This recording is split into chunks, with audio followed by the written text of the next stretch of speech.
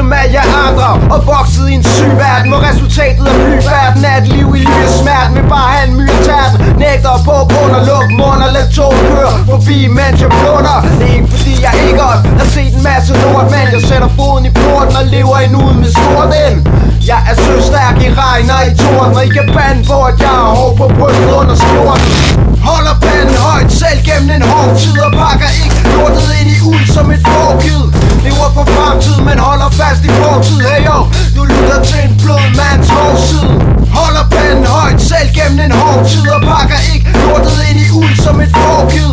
Lever for fremtid, men holder fast i fortid. Hey yo, du lytter til en blød mands hårdside. Hvorfor står jeg ikke en tøsedreng? Fordi jeg kan holde mit hoved koldt, og jeg er ikke dum, fordi jeg ikke ved en skid om fodbold. Jeg spiller mit spil efter mine egne regler, og betaler mine duer til mentale idealer. Forstå mig ret, det er ikke fordi jeg er intellektuel. Prøver bare på at betale det jeg skylder til mig selv. Udnyt mit potentiale til det optimale, så jeg kan nyde revyen til den store finale. Holder panden højt selv gennem en hård tid, og pakker ikke lortet ind i uld som et forkid. Lever for fremtid, men holder fast i fortid. Hey yo, du lytter til en blød mands hårdside. Holder panden højt selv gennem en hård tid, og pakker ikke lortet ind i uld som et forkid.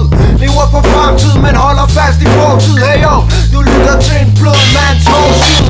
Og selvom jeg er til falsk for øl og tobak, slår jeg nemt djævlen af min skulder med et smøl for spark. Ikke en duks for en plattenslager. Jeg er en fucking versemager og formidler gerne sager som mit hjerte bager. Deler gerne ud af den lov jeg selv har fået, og det er ikke fordi jeg prøver på at score eller noget.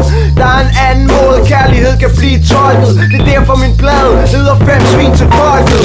Holder panden højt selv gennem en hård tid, og pakker ikke lortet ind i uld som et forkid. Lever for fremtid, men holder fast i fortid.